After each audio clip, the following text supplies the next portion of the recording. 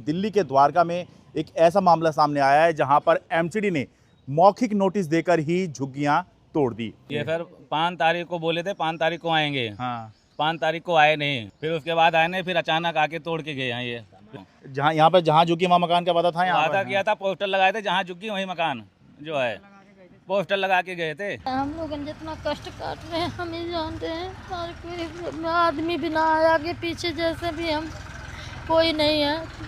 एक नहीं कई मामले मैंने आपको दिखा दिए हैं जहां पर लोगों को वादा तो किया गया, जहां झुग्गी वहां मकान का, लेकिन झुग्गी तोड़ दी गई, मकान का कोई अता पता नहीं।